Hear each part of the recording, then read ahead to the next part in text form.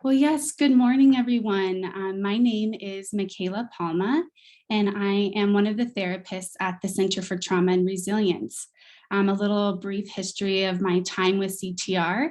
I have been with CTR since the fall of 2019.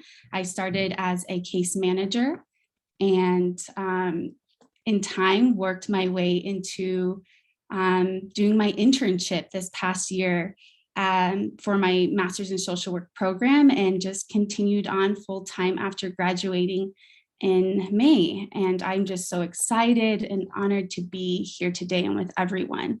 So let me put my slideshow in full screen. There we go. So yeah, our original vision for CTR began in 1987, and we operated under the name of the Denver Center for Crime Victims for over a decade. And we did not rebrand to the Center for Trauma and Resilience until 2015. But our mission as an agency is to provide culturally and linguistically responsive services to people who have suffered a plethora of different crime-related and trauma, like life-generated traumatic experiences. We also, within our mission, we provide health promotion and crime education to victims of crime that have been ignored or underserved because of their race, ethnicity, religion, national origin, gender, age, ability, or sexual orientation. In addition to our agency mission, we have a staff mission statement, which is to create and maintain a cooperative working environment that promotes accountability, trust, and respect, so that the work we do as an organization integrates a shared vision of always working in the best interest of our clients and meeting their needs. CTR also strives for an inclusive excellence within our organization, and we understand that diversity and representation is essential to providing the much needed services to the diverse population we serve. We have many different services that we offer to our clients that begin with operating with a 24-hour hotline, both in English and in Spanish, which is a tool for us to connect with clients that are often referred from Denver Police Department or our Victims Assistance Unit, where we are able to provide emotional support and emergency assistance for needs arising from clients' victimizations. We also provide information and referrals linking clients to different community resources, and also are providing a lot of crime prevention during those referrals, and in addition to when we're speaking with clients during our intake process. We also connect clients to different emergency services such as food, shelter, clothing, financial aid, crime scene cleanup, and other emergency services that are needed and dependent on what type of victimization the client has experienced. We do a lot of advocacy work as well, whether that's communicating to our clients' employers or landlords or other service providers or even the criminal justice system. We offer short-term crisis counseling and case management on an individual basis or with in a family session as well.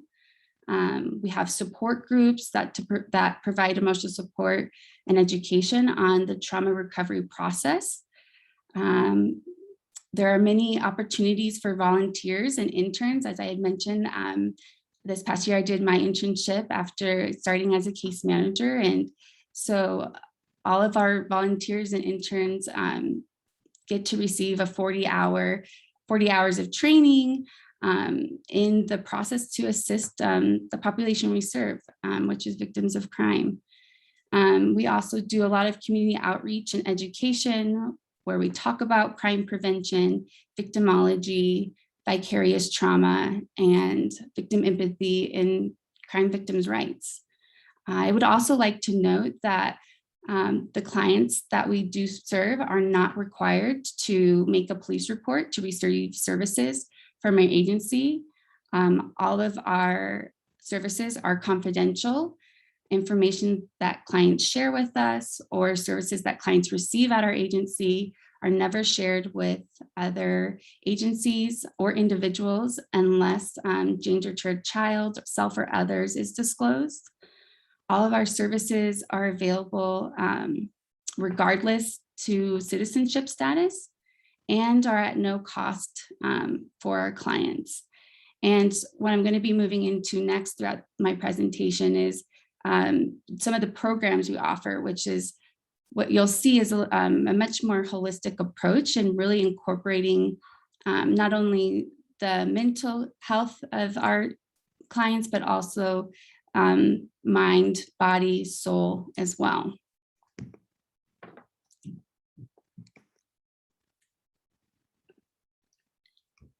Trying to go to the next slide, but I am not able to move it. Let's see. Apologize. Technical difficulties. They just pop up. Okay, let's see if it will move. I'll just move it like that. So here we have our hotline numbers here in English and Spanish. We also have the 711 number for individuals that are hearing or speaking impaired to be able to access our hotline services as well. So the first program that I'm going to be discussing is our Compassion Fatigue Workshop. It's an experiential workshop for those who witness other stress and trauma. The work that we often do in these fields is intense, and it's important to be taking care of ourselves and knowing and listening and being in tune to the effects of listening to others' pain, the physical and emotional challenges that come with that, and just the toll that it takes on us.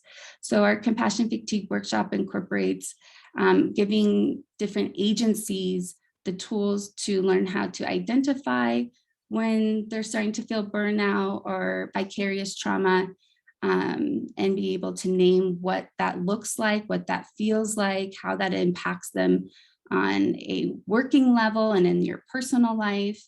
And we integrate different activities and different skills to be supportive in combating that. We have aromatherapy. We do offer another service that I'll get to talk about here later, NADA ear acupuncture, do some incorporation of art and even coloring geometric patterns of mandalas and different things like that.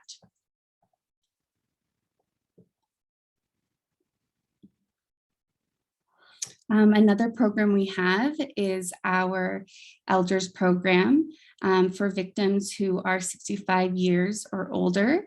And our Elders program is specially tailored to provide services for elderly victims of crime. And that includes assistance with emotional, financial, and case management needs.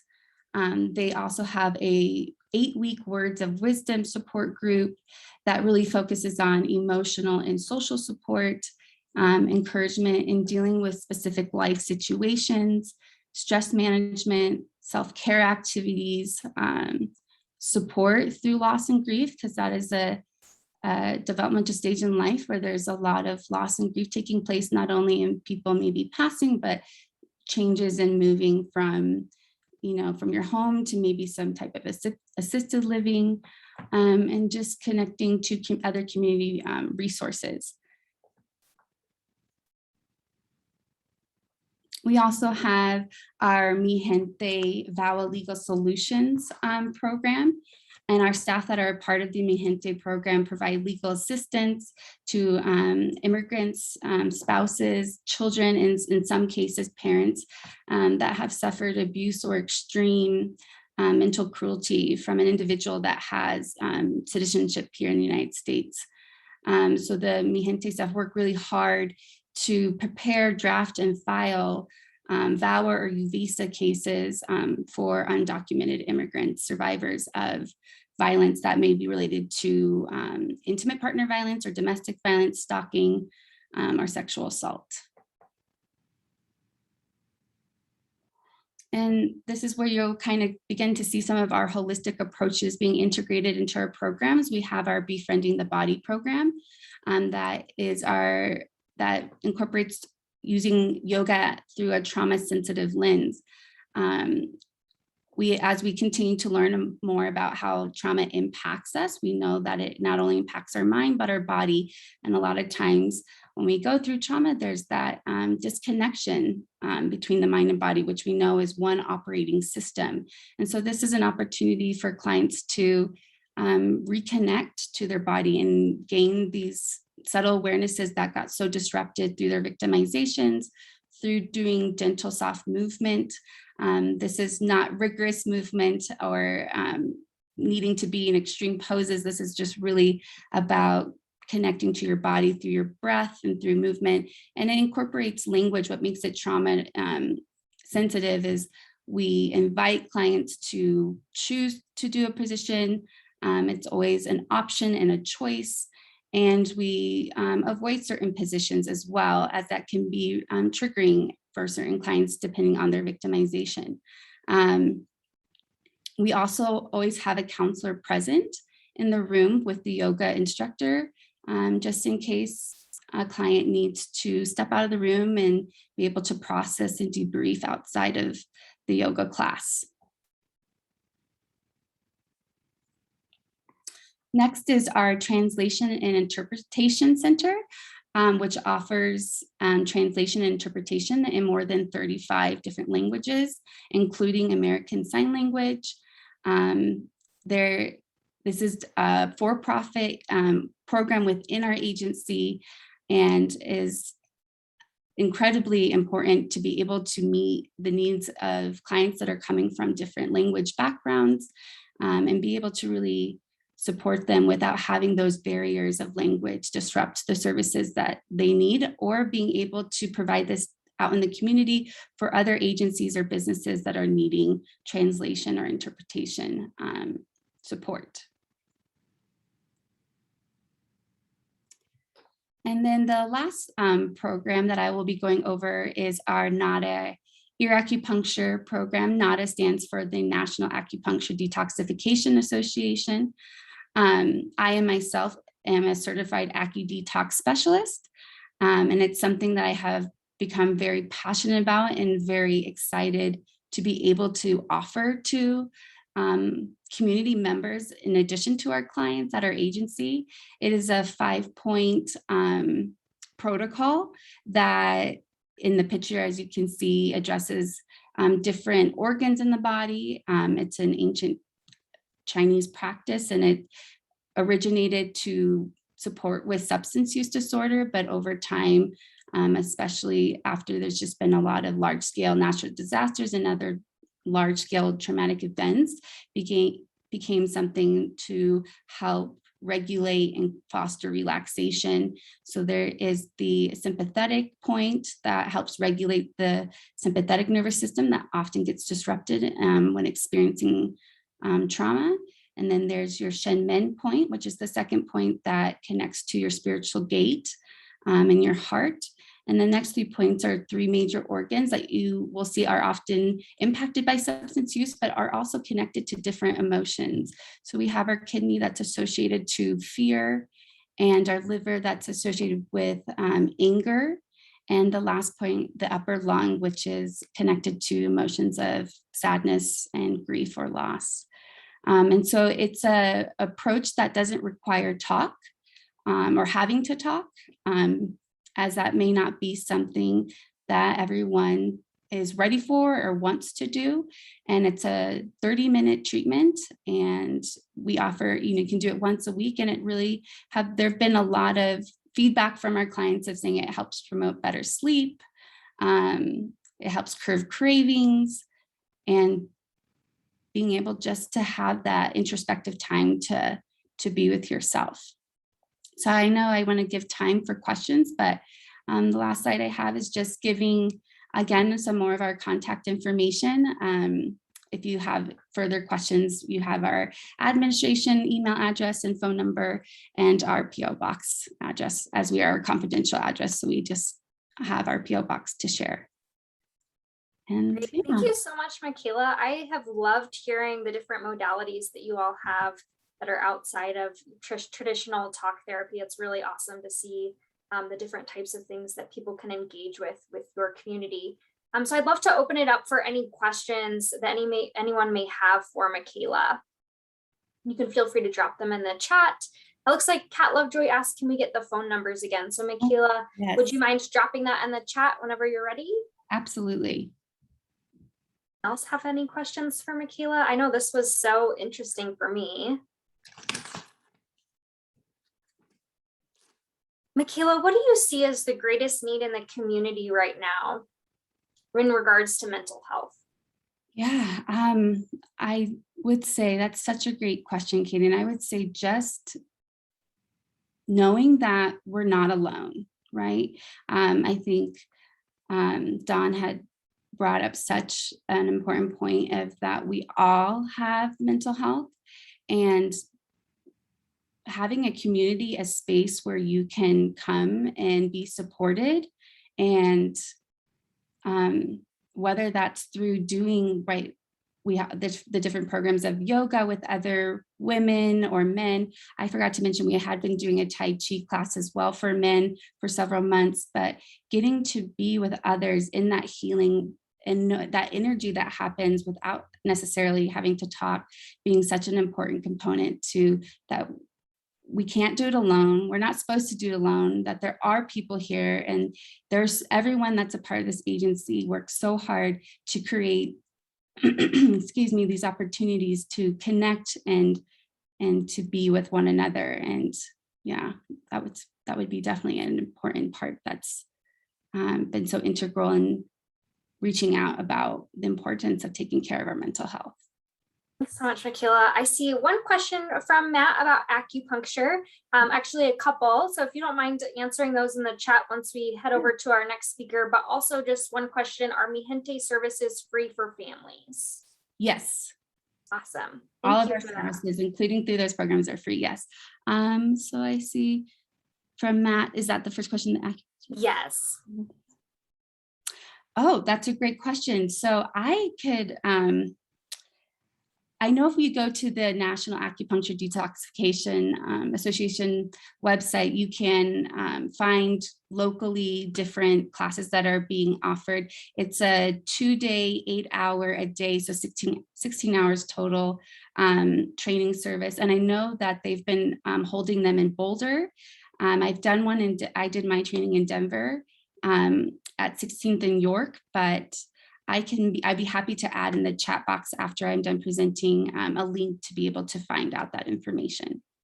Okay, great. It looks like there's one more from Valerie. Fees for acupuncture, yoga, elder program, are they also free? Yes, they are. All of our programs are free for clients. And I also mentioned community members. So if a client has a relative or a friend or even a staff member, community members are welcome to come to our agency to participate in those services as well. There may be a change in the next couple of months because we have a grant that's ending at the end of September. So for community members, there may be like a small fee of like what they can donate, like $1 or up to $5, but for clients, it's always free. Well, thank you so much, Michaela. We are so happy to have you. I'm going to switch over to our next speaker, Jerry, who serves our Asian Pacific Development Center. Jerry, we're so excited to have you here with us today. Specifically serving this population. I know for me personally, I haven't always been aware of the services that are provided for this population. So I'm excited to hear what you have to say and how we can support you in this effort. So go ahead and take it away. Thank you, Katie. I'm very happy to be here and, kind of talk about what we do at APDC, kind of introduce ourselves to everybody. So I'm going to share my PowerPoint in a second.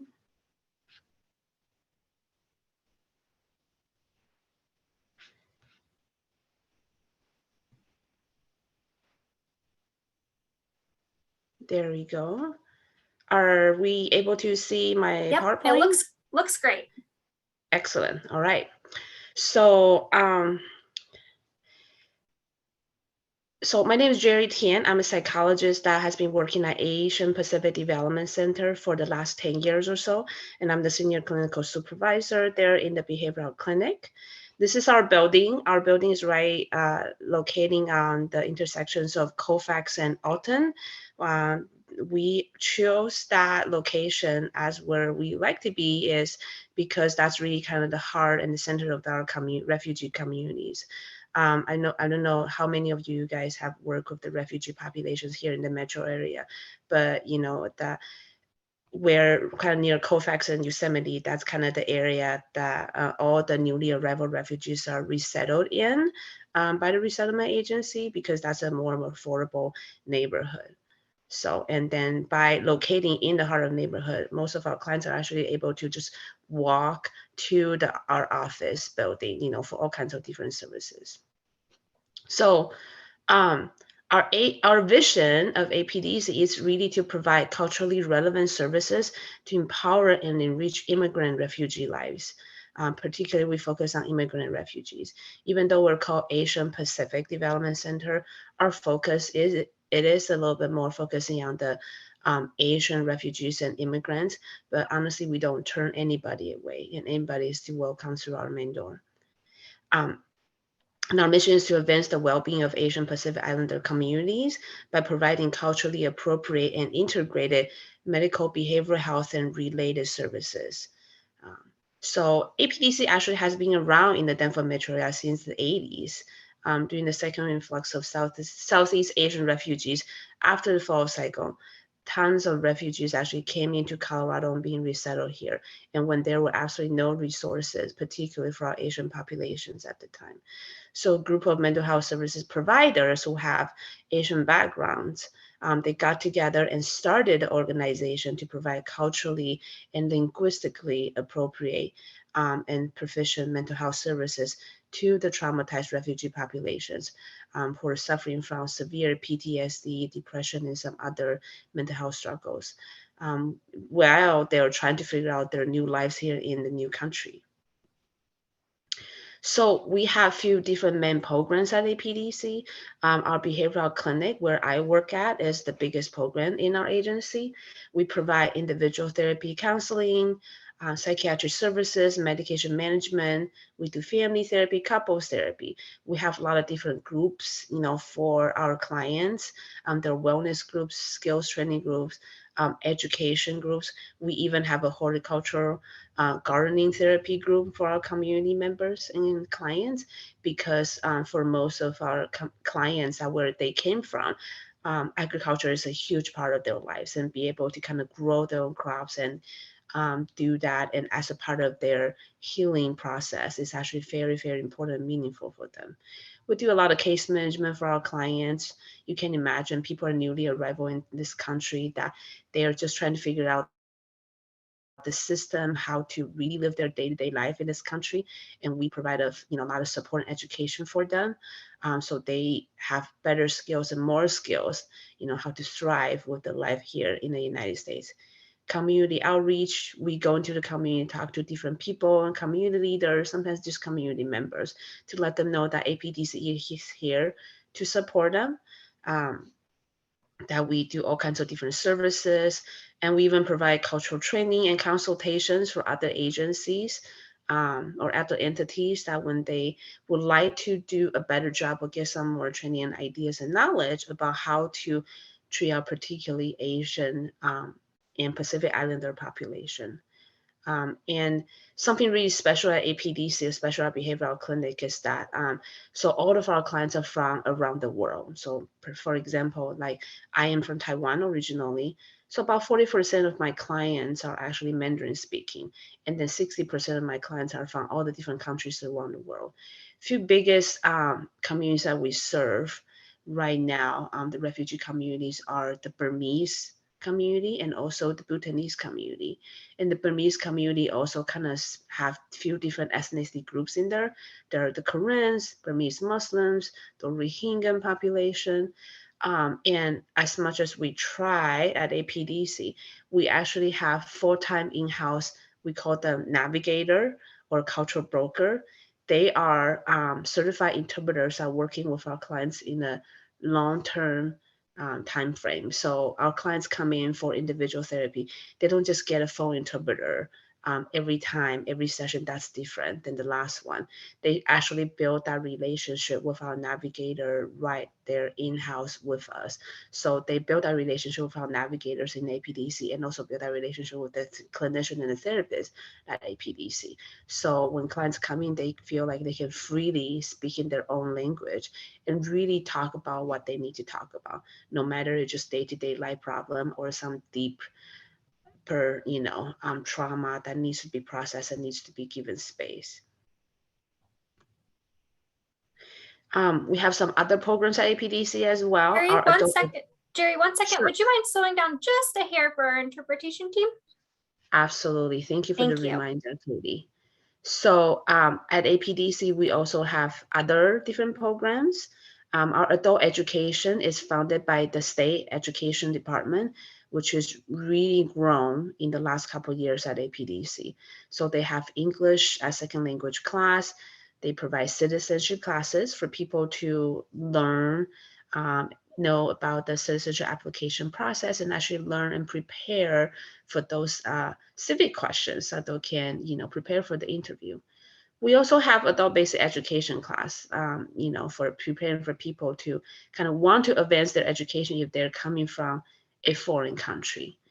Job readiness, help them to kind of knowing that how do you look for a job and what kind of job that you can look for, even though there's no guarantee to for job placements, but we really try to support our student here to be able to find something that they would like to do to be able to support themselves and support their family career-wise. We also teach computer skills. So you can see all these classes are tailored to our newcomer population. So they can have the skills that they need to be able to, again, thrive with their lives here in this new country. We also have a youth leadership academy. They have tutoring, mentoring, leadership development. They also go into different schools and do different after school programs over there, especially. So we're located around the edge of Aurora and Denver. And they do a couple of different schools in the Aurora area to make sure that they provide that extra curriculum support for the school and also for the kids from the community. So they have things to do and to fulfill their lives rather than just wandering around the street, because we know with the parents in the communities, oftentimes they have long working hours and they might not be able to be there all the time because they have to survive, to support the whole family. So that's the purpose of our youth leadership program. We also have we have our own interpreters bank at APDC. It's called Colorado Language Connection. They provide interpretation translation services. They also provide Bridging the Gap, which is a certificate training for medical interpreters. They have over 50 languages available that for all the different interpreters. They do in-person appointments, they do Zoom, and they do phone appointments as well. The other one of our program is the Victim Assistance Program. So this is also funded by the state. And this is particularly helping any type of, any victims that, are victims of crime, and particularly our Asian population. They have crisis counseling. They also have a hotline number that our law enforcement department contacts them. It can be at any time of the day. They provide training. They will, once the client is enrolled with them, they even have an advocate to kind of follow them to go through the legal system, going to court with them, making sure their rights are, being known and learned, and they have everything that they deserve. They provide some case management, help them to file for compensation. Sometimes life consultation, help them to kind of try to figure out after this, what are they going to do. They're also very involved in, I believe, the state program with the human trafficking, since it has been such a huge problem in our area. So what is so unique about APDC? We are one of the 2 specialty clinics that are recognized by the state of Colorado And again, our goal is to serve our AAPI community, which stands for Asian Americans and Pacific Islander community. We don't do just psychotherapy, right? We also have all kinds of different wraparound services, including case management, psychosocial wellness groups. And as a part of the therapeutic process, we address all the different barriers clients encounter when moving to or living in the United States. We assist them and adjust to the mainstream system so they can thrive in this new place. These are some examples of the communities that we serve. And you can see that, it is, when we think about Asians, we often think about, Southeast Asians or maybe Eastern Asians. Actually, even like kind of the Russian territory and also the Middle East, that they're also part of the Asian continent. Again, like I said before, that we do not turn away anybody that can kind of come through our door. And they're newcomers and they need support to be able to, again, thrive in this country, that they can come and seek help from us. And again, you can see that. And we also serve some African communities as well, because they're also newcomers. And since we have a special team working with the refugee population, we are more than happy to be here to help them.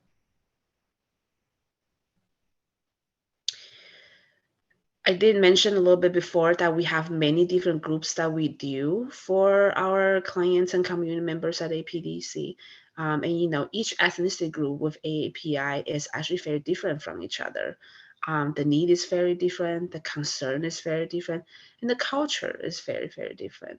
So, and we do different things to be able to meet their needs, and depends on their different levels of education, literacy, the religious beliefs, self-identification of the ethnicity groups. If you know a little bit about for example, the different ethnicity groups, like from Burma, the Burma, and now we call Myanmar, is actually one of the most diverse country, have the most diverse ethnicity groups that in the whole world. So everybody come in that, maybe on their nationality, they can be said they're from Myanmar or Burma, but actually they speak different languages, they could have different religious beliefs and different type of cultural practice and different traditional clothing and all the things like that. So those are very important things that to understand, and that's what we try to do at APDC.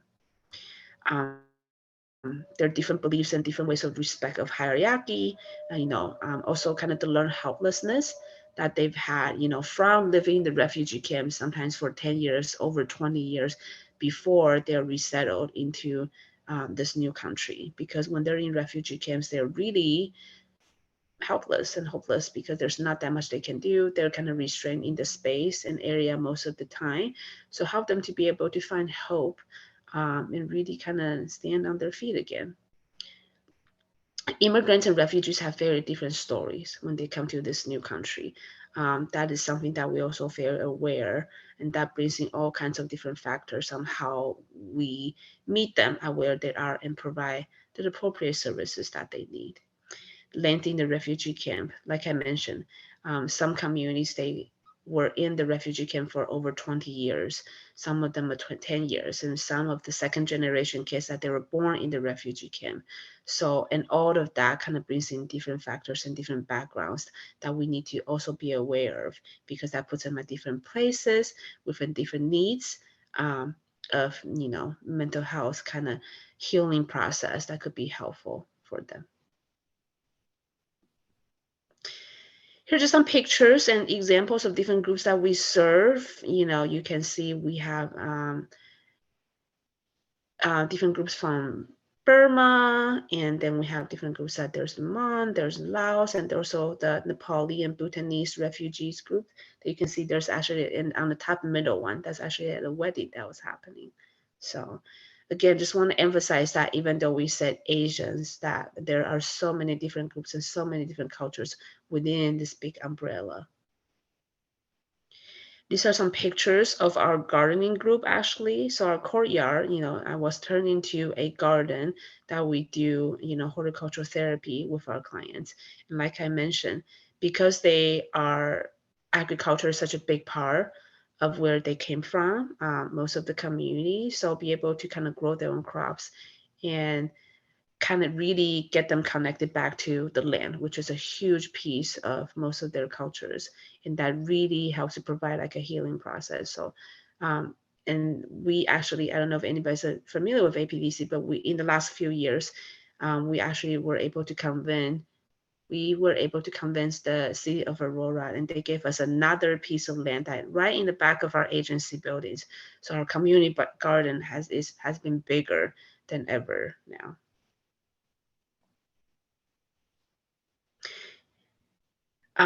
You see some different pictures. We have the youth group, and sometimes they do different workshops or different camps during the summertime. On the top right, you see that's our elder wellness groups. You know, different refugee communities can come in throughout the years with some our Philippines, the Cambodians, and the Laos. You know, the second and the third generation are now out and about working. You know, they got their education here in the United States, and the elderlies are often the time that needing extra support because they're the one generation that, you know, don't speak a whole lot of English. So when our navigator and our therapist and clinician, that we do wellness group with the elders in the community. And then to make sure that they have a place to connect with each other, connect with their culture, and just they can feel freely to speak their own language as well. On the top left, I'm sorry, on the bottom left picture, that is actually a picture of our Christmas event for the community.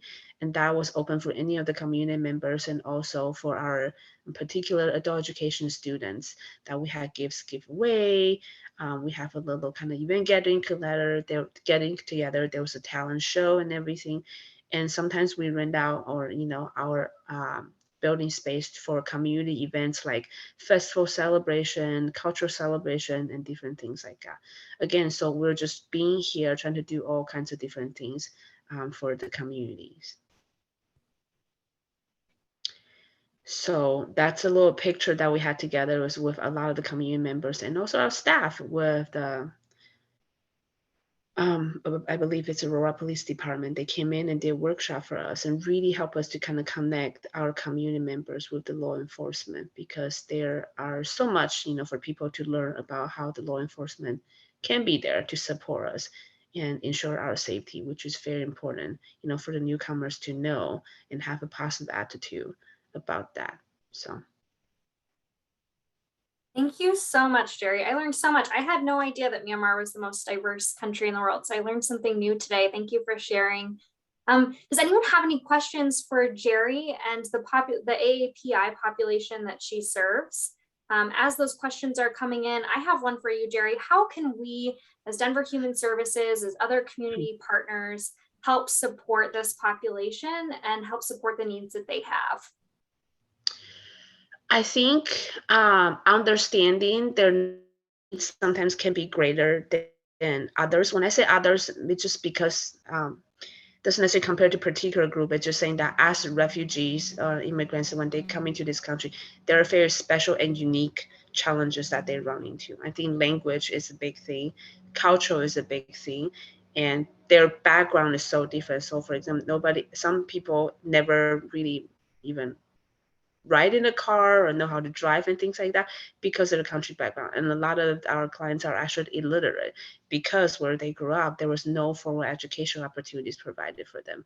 So understanding the barriers that they have to go through to come to this country and work and survive, I think that's important.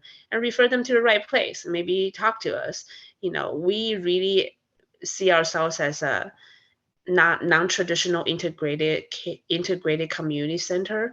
You know, even though the service that they're looking for that we might not have it at APDC, but we love to help people to get them to the right place. And we do that all the time for our community members. So thank you for saying that, because actually I had a question directed at me, I think from Veronica, that says, what is the best way to refer a family to your services?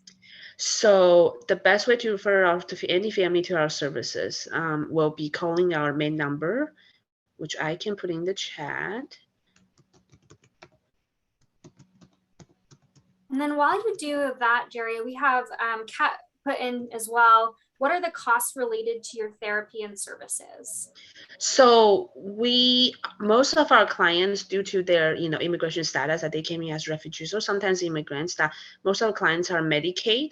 So we take Medicaid clients, Medicare clients, and also that we also take some of the private health insurance, but we also got grants, from the state that helps with clients that have absolutely no any insurance, that their services can be paid for. So again, so that's for mental health particularly, and our adult education class is very cheap, and we also have scholarship for that. So most of the services, almost all the services in APDC is very affordable for our clients. So. Great. Thanks so much, Jerry. We really appreciate it. And if you think of any other ways that we can help support this population, please feel free to put it in the chat for all of us. So with that, we're going to switch gears a little bit here. So we heard from some community partners, and now we'll get into a little bit of a mini compassion fatigue training. So if I have Nakshan on the line from the Department of Public Health and Environment, we can get you spotlighted up here and we can get kick-started. And David, if you can help me find him, I can't find him on here.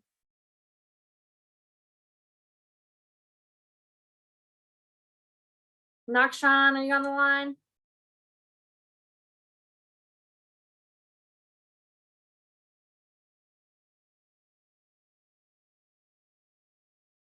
What about Nayeli?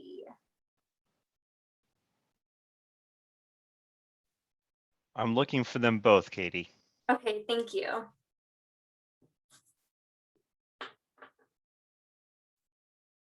Well, maybe while we wait for them to get set up, we can actually go ahead and switch over to Jake, and we can just take a pause to do a guided meditation here in the middle, and then we can do some training afterwards. So Jake, do you mind coming on and doing the guided meditation if you're ready? Yeah, not at all. Thank you, Katie. Good morning, everyone. Thank you very much for having me. This morning, I have a guided meditation prepared for everyone. As some of you may know, meditation is growing. It's actually one of the fastest growing trends in wellness today, simply for the many benefits that it provides. My meditation can provide reduced stress, calms anxiety, lengthens attention span, improves sleep, and actually can decrease blood pressure over time as well. So one of my favorite meditation apps is called Insight Timer. All of the meditations are free. They vary in length from 2 minutes all the way up to 2 hours and beyond. There are anxiety reducing meditations, there's sleep meditations, smiling meditations. There's a whole wide assortment of different things for people to get into. So Hey, I have one of these. Yes. Do you mind if thank you so much for that preview. I messed up big time, and we have a whole other speaker ahead. So if you don't mind, thanks for that preview. I hope everyone is super excited about that. We will put you on later on. I apologize, that was totally my bad. So we are actually going to have Marcena from the Maria Droste Counseling Center present. But keep in mind, we'll be able to take a break from Jake's Insight Timer here in a little while. I apologize for that hiccup. I think I need to go in for a second cup of coffee here. That's So, all right. David, stay tuned, everyone. It's coming up. Yes, we're so excited. I think I was just really eager to get a chance to take a break there. So David, if you don't mind, can we swap over to Marcena, please? It's been a day of, I can't even blame technology for that one. That one's just a Katie error. All right. Hi, everyone. Hi, beautiful souls. Thank you. Can you see my screen okay? Yes, we can. Awesome. Okay, so I'm Mars or Marcena with Maria Droste Counseling Center. And we are a community-based center. We've been around for about 30 years. And we were really born out of the understanding that everyone needs access to counseling services, regardless of their ability to pay for it.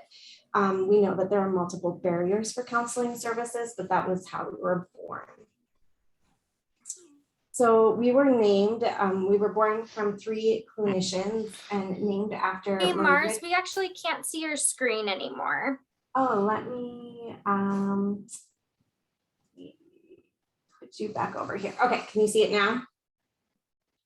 Yes. Okay, awesome. I'll have to look at my other screen, so I'll be looking over there, y'all, and not at you, but know you're in my heart. We were named after Maria Dross, who was a nun back in the late 1800s, and really kind of one of the first social workers before social work was really a thing. So really compassionate and wanting to serve the community. I have been called Maria more times than you can count. We don't actually have a Maria Drost who is a service provider. It's just who we're named after. And so it's a good legacy. We're also not religiously affiliated at all. So even though we're named after a Catholic nun, we have no religious affiliation. And our mission is really to provide community-centered, high quality mental health care. We are also a training center, and so I like to almost explain what we don't do before we explain what we do, so that it doesn't confuse anyone. So we're not inpatient, we're not severe and persistent, and we're not crisis. So we're really the counseling center for the you or me, the person who's not insured or is underinsured, or their insurance doesn't pay, they're on Medicaid, Medicare, or maybe they don't have any insurance at all. And it's really for people who just need counseling services. So we're level 1 SUD provider, so we're not that substance use provider. So we're not for the severe persistent, just kind of that maintenance ongoing. We do trauma work, we do other work, which I'll talk about a little bit later, but we're not inpatient. And I know there's a lot of services out there that already do that. So we want to make sure we stay in our lane for that. So we have 4 programs. So this is what we do. So I like to explain what we do and how we do it are 2 ways I like to talk about us. So we have our main center located just north of I-25 on Colorado Boulevard at Colorado and Louisiana. And there we have our inpatient, inpatient. We have our in-person counseling center. We do teletherapy and we do in-person counseling. So it's a very traditional counseling office. It doesn't feel static at all. It feels very warm. We're actually remodeling for the first time in 30 years. So we're going to come out of the 1990s into the 2020s, which I'm very excited about. And we really take a mind to match our clients, people who are calling in or coming in, with the appropriate provider. So they spend about anywhere from 20 minutes to an hour doing the assessment to make sure that we are getting the right match for folks. We also are integrated into about 20 Denver metro area schools through our Children First program. And we just partnered this year with our first rural school outside of La Junta. And what we do, we embed their counselors. So I like to think of social workers as the case managers, psychologists is doing assessment, and our counselors are really doing the weekly social, emotional, behavioral counseling one-on-one, sometimes small group with kiddos. We have expert in play therapy. So there's a ton of training and work around that, and all the way up through, age appropriate talk therapy as we grow. So, and then we also have our integrated care program where we co-locate or integrate. Currently, we're in about 3 or 4 different locations. We're in like Mayfair Internal Medicines, we work, and Kavod Senior Living, so we work with seniors. We are at Rose Andom Community Center, so we work with people who have experienced violence or crime. And we are partnering in Adams County with their early childhood program, the C4 PAC, I believe. So we're always looking for ways to embed in the community, because as the years have gone, we realize that it's not just pay that's the barrier. There's access, there's mobility, there's stigma, all these other problems that are just barriers to access. So we're really trying to figure out how we can break those down and being in the community is one of the biggest ways to break that down. We also have our Survivors Mental Health Program. This is specifically a grant funding for folks who have experienced trauma or crime in the past. We always have a wait list for this program, which is sad, but also great that we can serve so many people who have access to this. So that's the what we do, the how we provide our services. And how we do it is really interesting. So we're a premier training institute. We're kind of known as the pantheon of clinical training in Denver and Colorado. So we just increased our intern class to 30 folks. So historically we're at 25. And so for 25 slots, we'd get up to 200 applications. So we're very rigorous. We require a lot of extra training besides what you're getting through your education. So this is graduate level and doctoral level clinicians who are coming in and doing their internships here. We also have postgraduate fellows. Those are folks who are getting their hours for licensure that we retain on as paid employees to do both clinical and administrative support to help run the organization. So training is at the heart and soul education of what we do. So those are the folks deploying our services. And then we partner with a group called the Therapist Group. And this is a group of people who have their own practices. And they love having their own practice, having that independence, but they want the community of being in a group style environment. So what we do is we rent them office space for super subsidized, about 50% off of market value. And they get to use our electronic health records. They get access to our biller and they get some marketing from us, plus the community. In exchange, they supervise our interns and help with the training and support of the organization. And they usually have at least 1 to 2 Medicaid or Medicare clients or super sliding scale clients as a part of their commitment to the work we do. They also see up to full fee clients. So it's a really cool, we get a huge mix of people in here. It's not just one population. You could be sitting next to anyone, which is awesome. And I really appreciate that diversity there. And also whenever there's a full fee client, they know that when they see a clinician that they're giving about 24 hours worth back to the community in services for our true sliding scale that goes down to $5. It's a really great symbiotic model. And I'll just put this little plug. If you know any independent practitioners or clinicians who are interested in finding a space like this to work in, we would love to talk to them. We have a huge focus on diversifying our cohort. That's diversity in all its forms: BIPOC, LGBTQIA, seen and unseen, ability challenges, or whatever that might be. We want to be able to represent our community as much as possible internally. And so this is about 2 years out of date because we had to slow down on our 2020 numbers just with COVID. We couldn't grab the numbers and have had to backtrack a little with all the hurdles we've had to take. But we're totaling still about 19,500 sessions a year, which is a ton of work. And we consistently are not 100% meeting the demand of the community. Like, we could be providing a lot more. So this last 6 months, we've doubled our staff, including paid clinicians now. So not only are we partnering with the Therapist Group, and then we have some what we call affiliates who are community members who want to work with us, just not want to work on site with us. And we've brought in paid clinicians. So we're really expanding the ability to serve more and meet more of the need that our community is expressing. So down here, this is the who we see. So this is pretty standard of counseling centers that you'll see, but just again, the outside of our scope is that high acuity. You know, if someone came out of an inpatient, I think they have to wait 6 months before they can see us. And that's simply really because our clinicians are graduate level or just postgraduate level, and we want to make sure that we're matching people according to their skill set.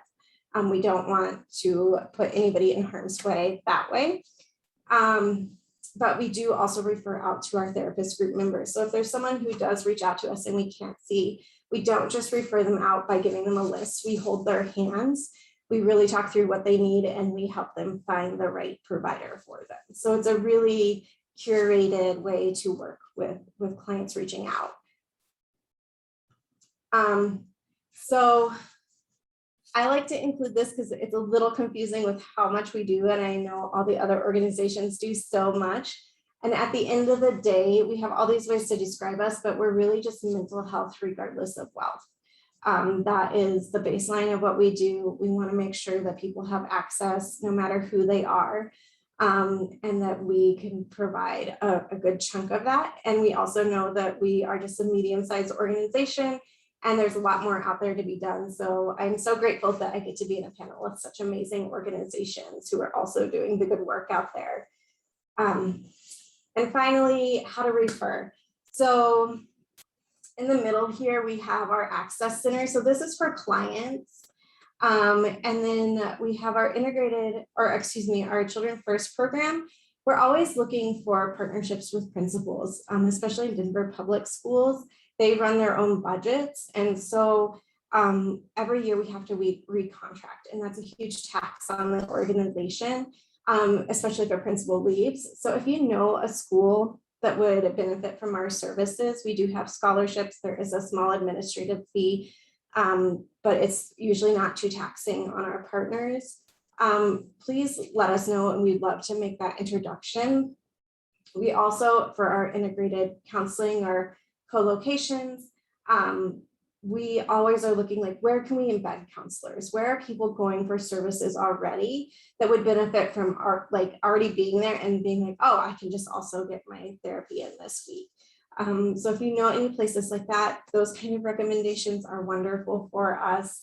And again, if you know any therapists who are looking to join a group while maintaining their own independent practice and identity, please do send them our way. We're very passionate about making sure we have enough providers in the community, and no matter how many organizations are out there, it's still not enough. We still need more. So thank you so much for coming today, and I'm happy to answer any questions you might have. If you don't mind, would you mind turning on your camera so we can see your face? Otherwise, I can't spotlight you and you get lost in my shuffle here. Oh, let's see. My camera. If you don't mind. So maybe let me just stop sharing, and that might. Awesome. There you are. Perfect. Well, thank you so much for sharing. I'm curious if anybody has any questions for Marcena today. And if not, I have a question for you. How can we support the population in the needs that they have to be able to connect them with you? Absolutely. So referrals are always great. Since we are a training institution, if you know folks in graduate level who are looking for their internships, send them our way. Also, if you work for youth organizations, help encourage them to know that mental health is actually a field you can go into and make a difference and make money. We're working really hard right now to get some granting incentives to help support our BIPOC and LGBTQIA folks coming through, just as more incentivizing, providing paid professional mentoring to them, making sure that we're a safe community for where folks land. And we really want to grow the pipeline of diverse providers for our community. So there's a lot of ways to get involved. That would be one of our big ones right now. Much. Does anyone have any questions? Feel free to come off mute or throw it in the chat. Okay, can individual schools contact Heather? Yes, anyone can reach out directly to us. So yeah, Valerie, I'd love it if you would have them reach out to us, or we can reach out to you, whichever you prefer. And yes, we do offer a sliding scale, Kat. To those who don't have insurance, our sliding scale is between $65 and $5. So true sliding scale to make it really accessible to folks. Is there a fee if we provide office space? I don't know the exact details about the affiliate model, but let's connect, Valerie, and I can let you know, get you connected with the right person. Our CEO, who's really heading up the affiliate model. And yeah, oh, thank you so much, Marlon. Yes, our services are available in other languages. We have Japanese, we have Spanish speaking, we have, I think We used to have Russian. I'm not sure if we still do. So we have a list on our website, and then we can always get translation services. And then, perfect. I think that's all of the Yeah, questions. and as people have any more questions, if you don't mind just answering them in the chat, that would be great. And thank you so much for your grace and me skipping over you. I appreciate it as we get back on track here. So thank you so much. We really appreciate it. I'm going to go ahead and we're going to switch gears here a little bit. We were able to hear from some awesome providers in our community. If you are also a provider and you'd like to share your information and you're on today's call, feel free to put that in the chat. My colleague David will also put in the different ways of connecting with us, and I've included a shared folder with different resources. So that goes beyond the speakers that you've heard of today. So we can do that in just a minute as well. And now I'm going to bring on my colleague Nakshan Zahari from the Denver Department of Public Health and Environment, who's going to give us a treat today of doing a mini compassion fatigue training. So David, if you don't mind bringing Nakshan on, that would be great. There he is. Good morning, everyone. Yeah, hello. Thank you, Katie, for inviting me here today. And thank you, all of you, for the incredible work that you do out in the community. So I've got a request right off the bat.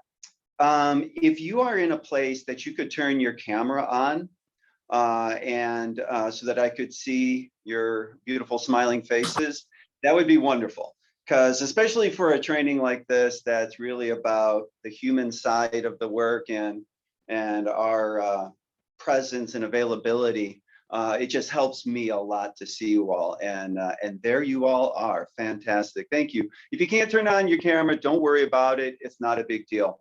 I'm going to be inviting folks to be speaking in this little 15-minute, 20-minute presentation. If you don't feel comfortable speaking in front of the group, you can also put your comments and answers into the chat box as well.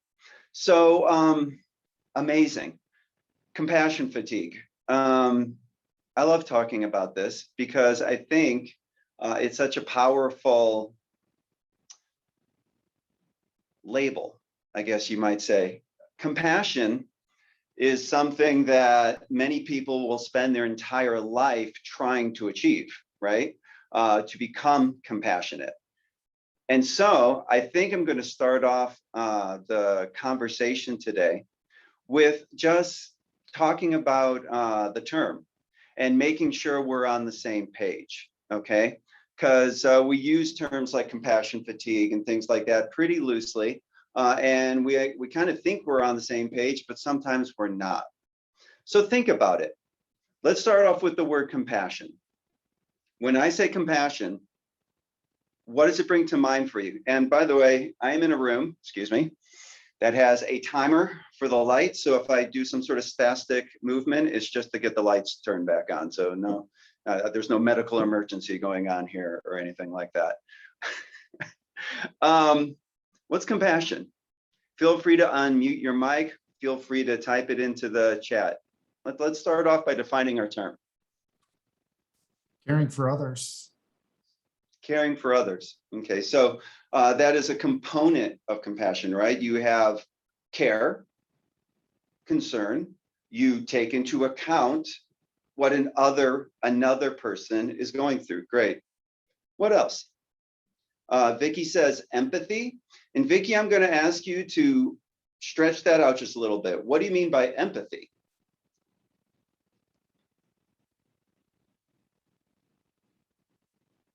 And if you can unmute and answer verbally, that's fine, or you can put it into the chat.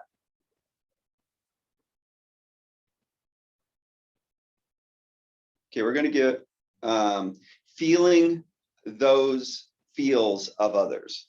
So the ability to connect with another person at a level of feeling, right? Let me ask you, do you think you need to have experienced the exact thing that the other person is going through to have empathy for that person? Matt, I see you're shaking your head no. What do you think about that, Matt Thompson? I think you can relate to what someone's going through by your own experience very easily, typically. Right.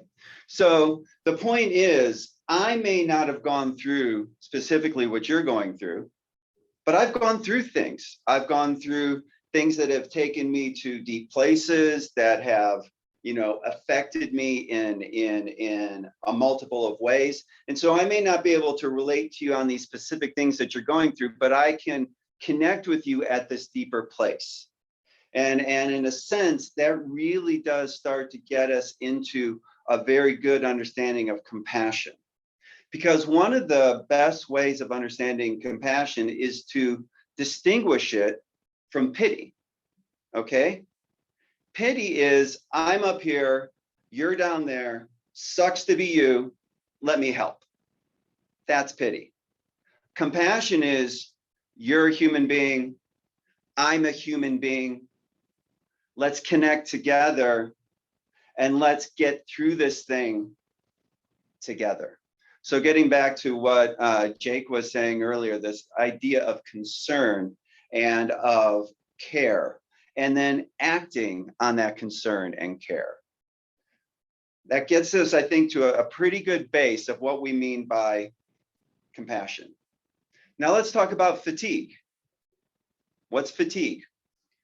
Let's open that up. How would you define fatigue?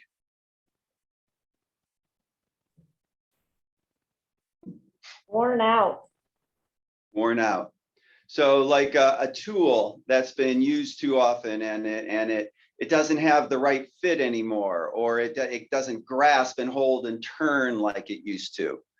Kat says exhaustion, overtaxed. Matt says exhaustion, burnout. Okay. So Matt, I'm going to call on you again. You were so generous with your comment previously. Oh no, that was Mars. Sorry, Mars, I'm going to call on you. Wonderful presentation, by the way. What's burnout? Talk to me about burnout and how is it the same as exhaustion, or is it a little bit different from exhaustion? I think it's different from exhaustion. Exhaustion is like the feeling of like rest will recover me. Burnout is when rest doesn't recover you, when only like play or rejuvenation really recovers you. Ah, that's wonderful. So if I'm tired and I take a nap, I'll feel better. If I'm burned out and I take a nap, I'm still burned out. And it's one of those things that those little sort of things that we do to take care of ourselves may not be enough, because we've gone past the capacity to recover. We're in a place now that it's the recovery isn't going to happen. So good. So this gives us a sense of what we're talking about here. Compassion, the ability to feel concern, the ability to care for another person, the ability to act on that concern and care and connect with that person on a deep level. We can't do it anymore because we're fatigued. We're more than fatigued. To Mars' point, we're burned out. That even taking a nap or eating a good meal doesn't take us back to that place of being able to connect. So somebody talk to me about how you prepare yourself to connect with that other person at that level of compassion that we were talking about. This isn't from my experience. I'm sorry, I didn't introduce myself very well. I'm an LCSW. I've been doing this work for 25 years, mental health therapy, substance abuse therapy, really with a big focus on trauma. And I know through my own practice that if I just kind of breeze in, breeze out and just like do my thing, I'm going to get burned out pretty quickly. So I learned along the way that I had to prepare myself both before and after meeting with a client. So somebody talk to me about how you prepare yourself to connect with that client on that deep level where you're drawing from your own experiences, your own self, so that you can connect with that other person in a compassionate way. What do you do? How do you prepare for that? So Rika says, learn about them. So you instead of just like, this is some random person coming through, you find out about who they are. Maybe you can read a report that gives you their backstory. Maybe you can open up a conversation with them and find out more about them as an individual. Great. How else? How do you prepare?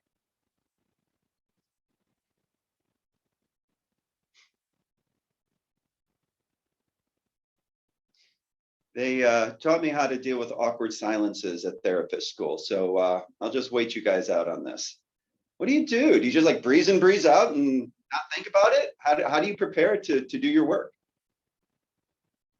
I always prepare my space and really take some time for myself in the beginning to prepare for any questions that might come up that I might not be prepared for, or and then I'll always debrief with myself or with somebody else afterwards, just so that I can make sure that I absorbed everything that I needed and that I'm thinking the right direction of where we need to go from here. That's powerful, Rika, because what I heard you say is not only prepare yourself personally, but also get as much knowledge as you can so you can feel as competent as possible in the moment, right? You got what you need to be able to get through that moment in an effective way. Did I hear that correctly? Right. Exactly.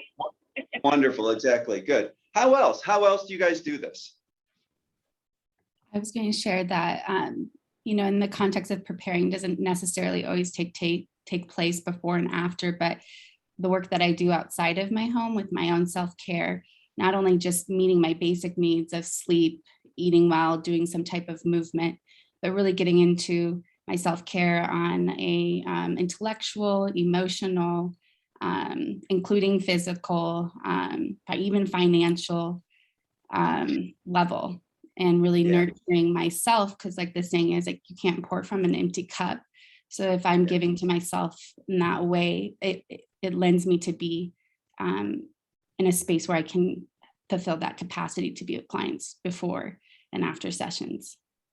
That's awesome. Thanks, Michaela. So it really is about so much of our work, if we're going to be operating at a level of compassion, is about us as people.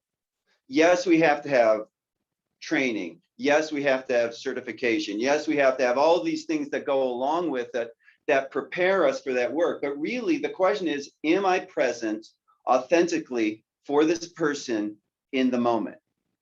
And more than just me being the healer and you being the person needing help, human to human.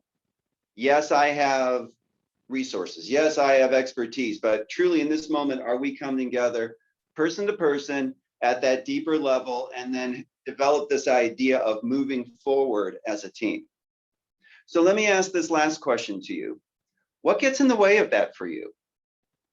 What gets in the way so that you find you're not able to connect at that level? And believe me, everybody on this call has experienced those moments. So you're not outing yourself as a bad healer or anything. We all go through it.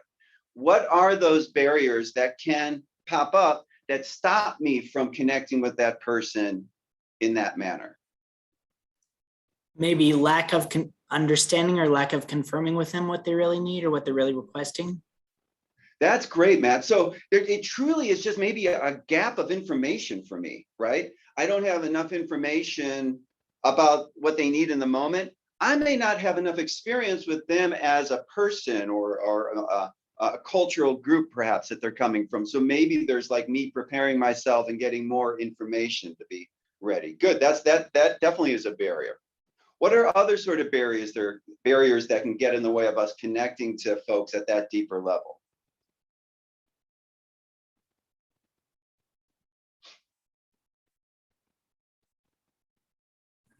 So I guess. Molly says, remember that any attacks from the client are not actually about me. It's not personal. So Molly, I'm going to take that. Maybe you had written that earlier, but this idea, if I start to get my feelings hurt, if I start to feel like I'm being beat up by the very folks I'm trying to help, that can be a barrier, right? So the ability to understand why they may be behaving in that way. And so I do a lot of training around trauma-informed practices, right? One of the best things about understanding trauma is it helps us not take those attacks personally, because we can understand that the person may be operating out of this place of fight or flight and just kind of lashing out to protect themselves. So let me do one more question, and then Katie, I think I started a little bit later, so I'm going to take a couple more minutes here. Michaela mentioned this idea of self-care. So I really want us to think of two different types of self-care, okay?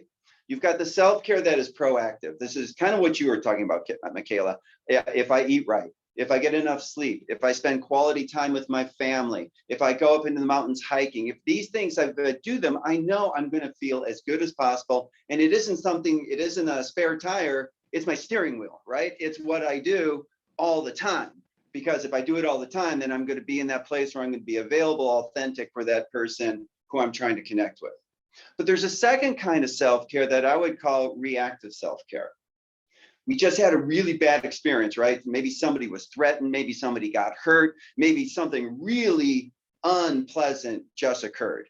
And it leaves me as the helper, as the healer, kind of like this. The question is, what do you do to let go of that energy? How do you get rid of it? Because if you don't do anything, the body holds on to it. And then it comes out in moments and in ways that are unpredictable and unhelpful. In the moment, we may start operating out of a trauma reaction, or we might start feeling the symptoms of a trauma reaction. It is what we would call like a vicarious trauma. So folks, talk to me, give me 2 or 3 things that you do, not ongoing. Okay, I think we're all we get what ongoing looks like. What do you do after those bad moments to reset yourself and get back and ready for the next moment, for the next person you're trying to help? What do you do to reset yourself? Sean, I think for me, I like to write down my feelings in that moment in a journal, just so that I can validate the feelings that I am having and have an outlet to put them in a place so that I can then separate and detach from those emotions a little bit more after validating myself. Absolutely. And so it's a form of processing, right? You could process with another person that you can trust, or you may process yourself in a journal. It's a hugely effective technique.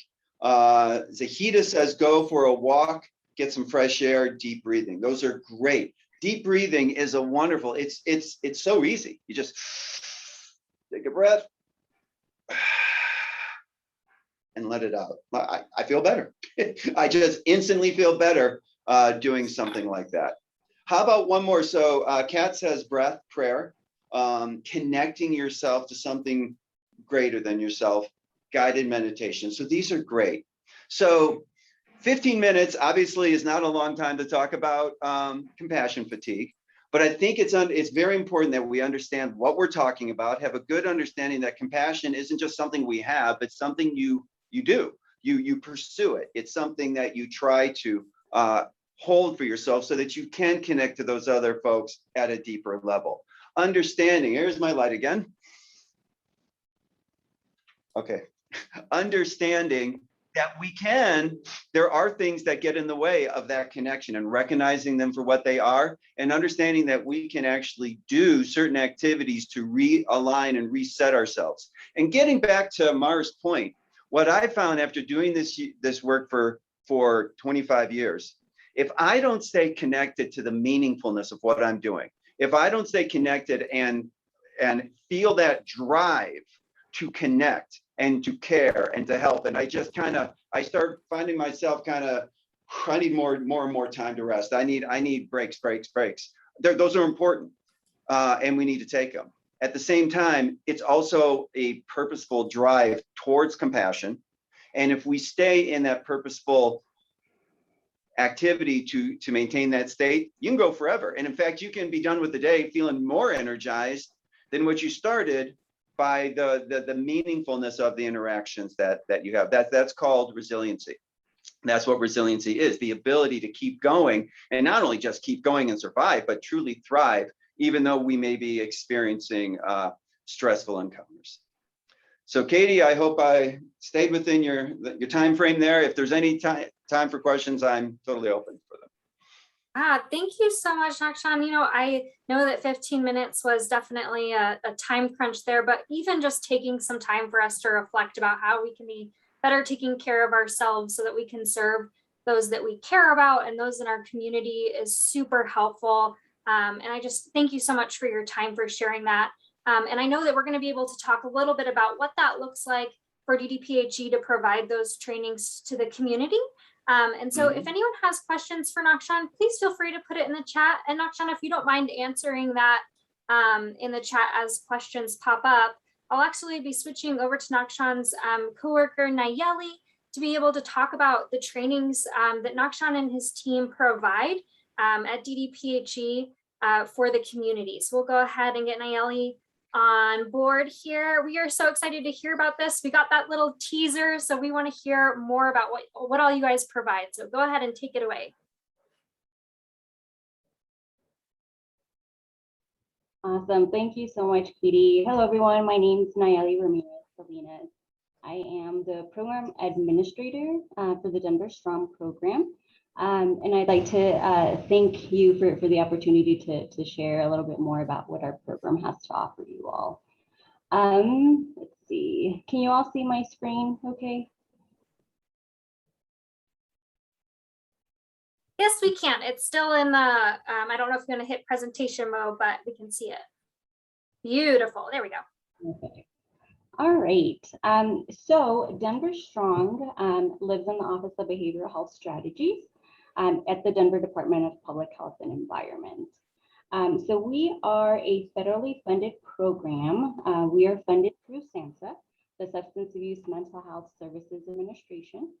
And our partners include Denver Human Services, the Child Welfare Division, Denver Public Health, and the Mental Health Center of Denver.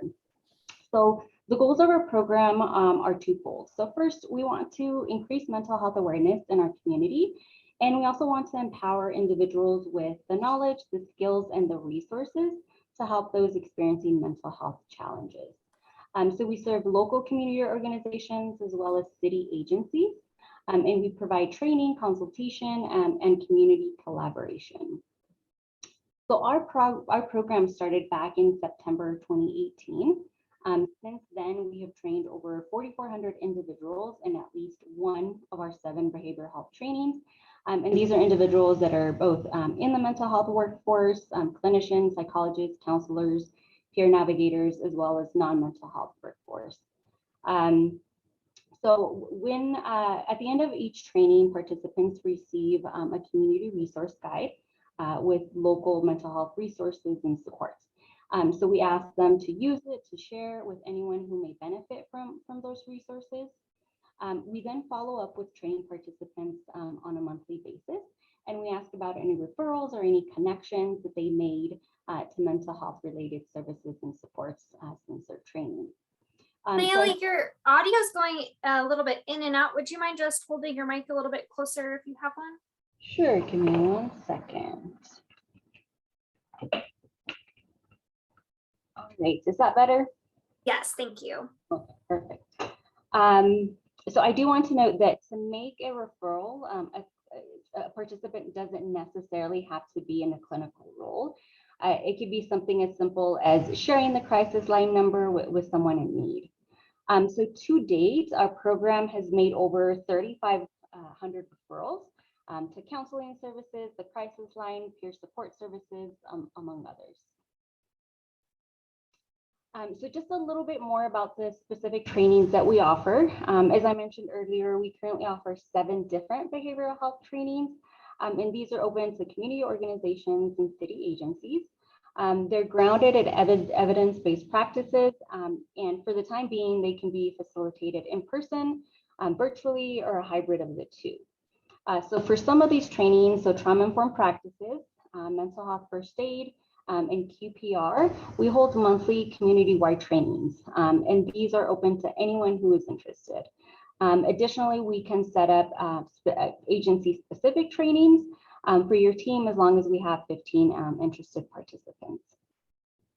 And so now I'll just review, give you a brief overview of each of these trainings. So trauma-informed practices is a 4-hour training. Nakshan facilitates this training in English, and I facilitate this in Spanish. The Spanish version is really geared towards community members. So it's a 4-hour training, and it really sets up the foundation to understanding how individuals' behaviors are influenced by their trauma histories, and what we can do as individuals and what organizations can do to create environments that reduce some of these trauma triggers by creating a sense of safety. For trauma-informed practices, we can also set up a follow-up consultation process where an organizational assessment is administered to all staff members. And what this does is it assesses the current level and quality of trauma-informed practices in 6 different areas. These results are presented to leadership, where we go over what areas the organization is excelling and select at least 3 areas to focus on that the organization maybe needs a little bit more support. A work group is created. We meet on a monthly basis. And this work group is really leading this work within the organization. To date, we've worked with Mi Casa Resource Center, St. Francis Center, and Denver Police, among other organizations for the consultation. And again, trauma-informed practices is open to anyone who is interested on a monthly basis. So mental health first aid, this one is facilitated by our partners at the Mental Health Center of Denver.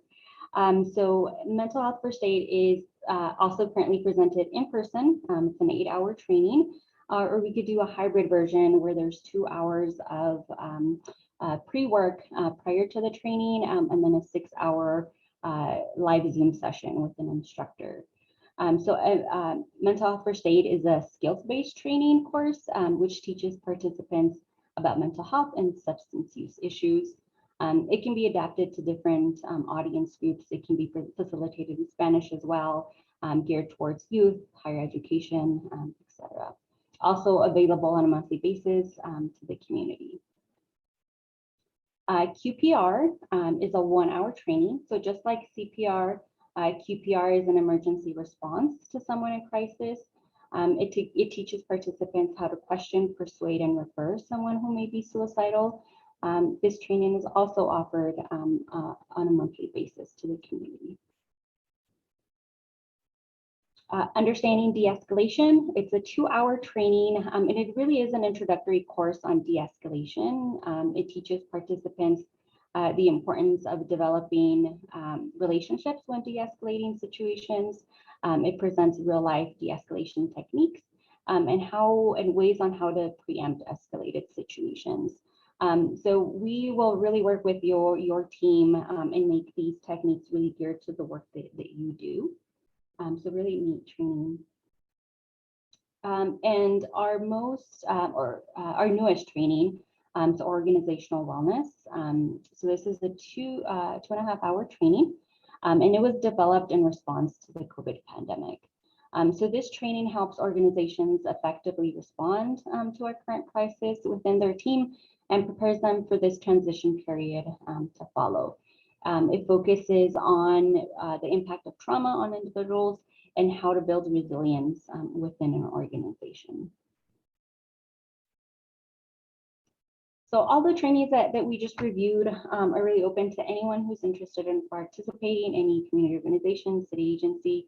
The last 2 trainings I'll review are really specific for parents, foster care providers, kinship providers, community members, and staff, and the child welfare system.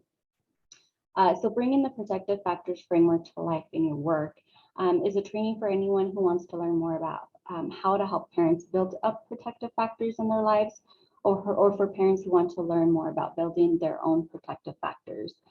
So this training really focuses on building family strengths rather than focusing on their deficits. And the last training, Wellness Recovery Action Plan, is a 7-course series, 2 hours each. It's a personalized wellness and recovery system, and it's really rooted on the principle of self-determination.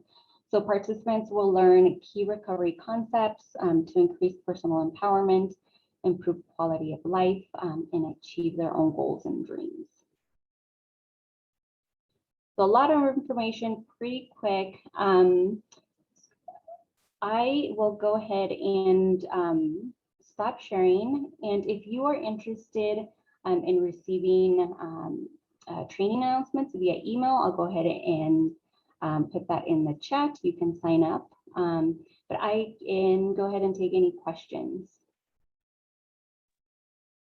Nayeli, if this is a time when, if this is the first time an organization is being able to participate in trainings like this, which of those trainings do you think is the best fit for them?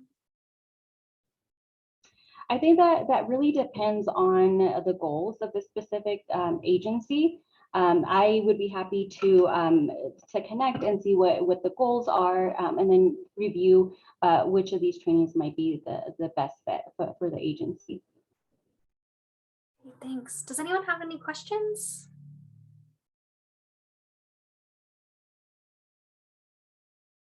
Alrighty, well, Naomi, if there's any questions that pops in the chat, if you don't mind answering them there.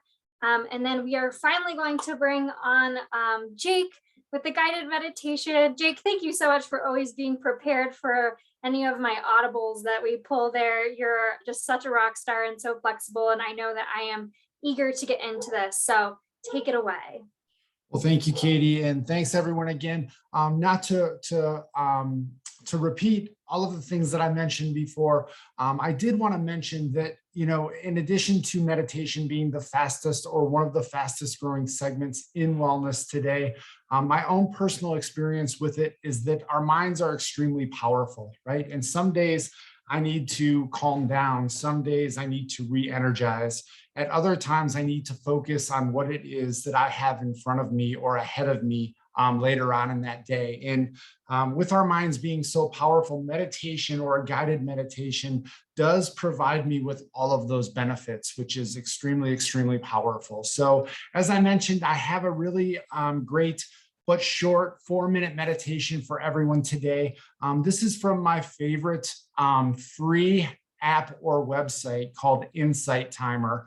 As I mentioned before, there are many different categories of guided meditations on Insight Timer, all of which are free. You can go to the website if you're utilizing a computer, or you can download the app for your smartphone, whichever works best for you. So without further ado, thanks again for having me. All you have to do is get comfortable in your chair, and the guided meditation will kind of instruct you for the rest. So here we go.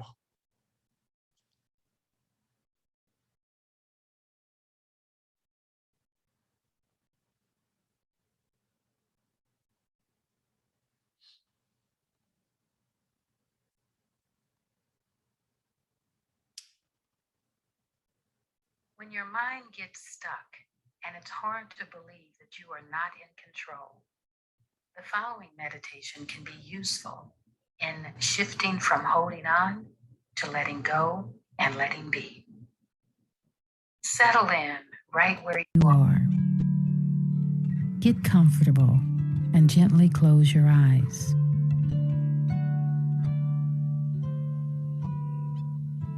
Become aware of your breath.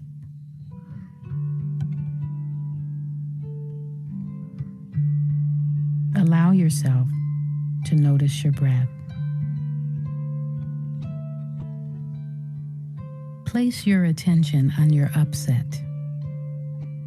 It could be a person, a situation, or it could be yourself. See this upset clearly in your mind, and mentally repeat these phrases.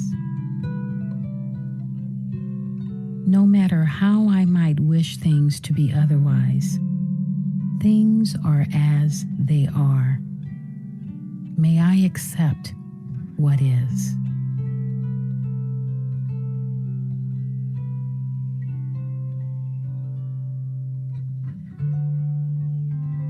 Whether I understand it or not, things are unfolding in divine order.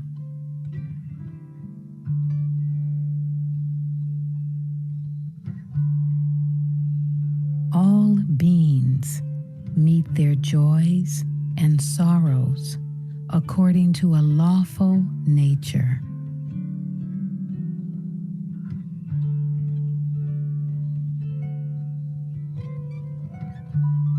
I care for you, but I cannot control your happiness or unhappiness.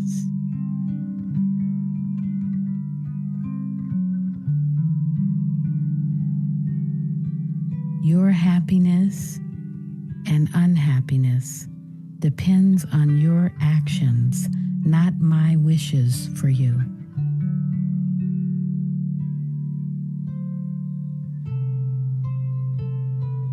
I care about your suffering, but I cannot make your choices.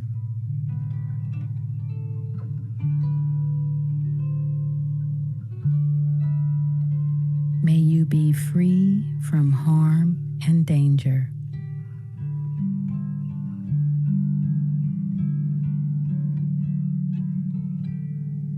May you have mental and physical happiness.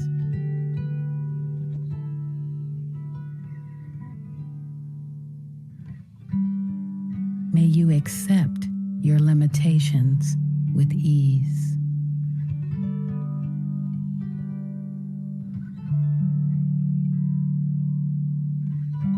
No matter how I might wish things to be otherwise, things are as they are. May I accept what is.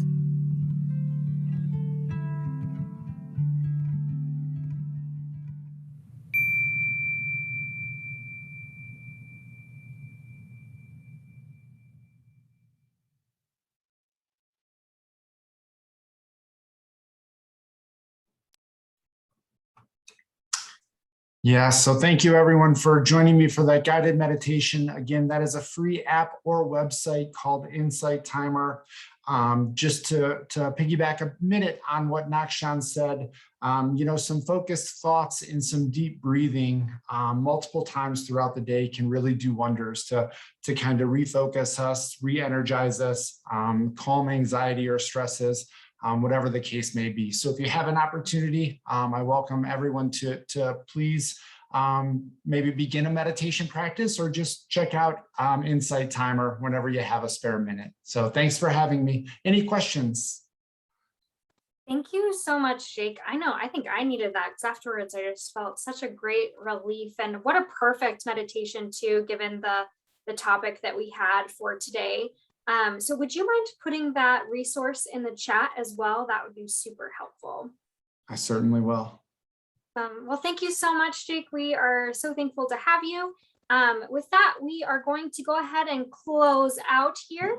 I'm just going to go ahead and let you guys know about our next meeting that's coming up. We're really excited for it. Is who in the city for housing. So please don't miss that. We are excited to share those resources with you. With that, we are going to close out for the day, and please feel free to take a look at the resources we've put in the chat. In the next couple of days, we will put this recording on our website. So if you want to go back in and listen to any of the resources that are there, you can do so. Thank you to our speakers and all of our participants. We'll see you next month.